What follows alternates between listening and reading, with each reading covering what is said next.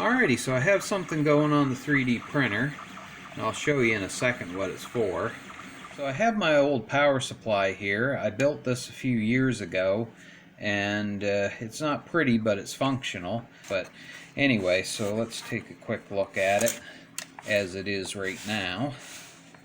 So inside the power supply I have a fairly small transformer. I'd like to have a bigger one, but that's all I have at the moment.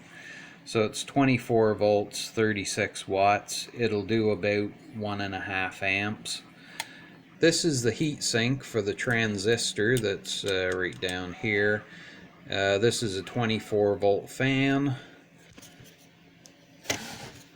And then this is the board I bought on Banggood.com. It came as a kit. The only thing it came with is just the board, the parts and pieces that you need to solder to the board, and the potentiometers that are on the front. It didn't come with any knobs or anything like that. I had to supply my own. It did come with these wires right here and these ones right here. So I'll be reusing all this stuff, and that brings me to what I'm doing with that 3D printed thing. So I've been wanting to build this power supply into a new case. I haven't been able to find an appropriate case that's big enough. So I decided I would try to build my own, but I don't have access to woodworking stuff, so I kind of scratched that idea. So I remembered that I had a couple of these speaker boxes.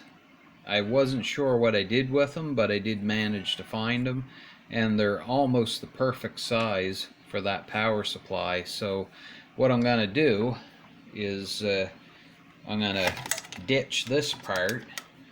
I'm going to cut this front piece off, and it's just going to leave me with this L-shaped part of the original ATX power supply case. And I'm going to take this whole thing and slide it right in here.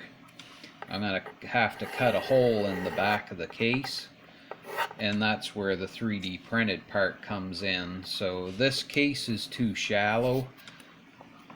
This is about 6 inches, pretty close to it, and this case is about 4 1/4 from the inside back to the outside front. So I'm going to have to, like I said, cut a hole in the back, slide the ATX part of the case through this, and that piece is going to be an extension that I'm printing on the 3D printer right now, and that'll hold the back part of the power supply.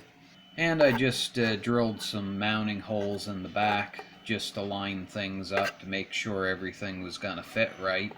But I'm going to cut, like I said, a hole out in the back of the case, and the ATX part of the power supply is going to go straight through and get screwed to the 3D printed part.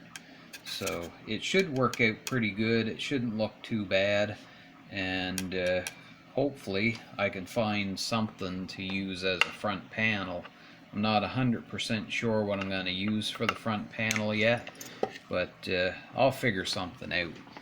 But anyway, in the meantime, I was looking around through my junk, and I happened to find this stuff. So this is a handle from a small mini amp, and somebody had thrown it out. It was complete junk.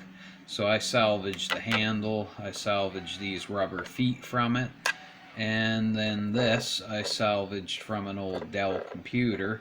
So I want to put some USB ports in this thing, and this will be perfect. It has a couple of mounting holes. I have the original harness for it. I'll get rid of the audio jack and just use the USB ports, and I'll mount it somewhere in the case. I'll figure that out later on once I find something to use as a front panel.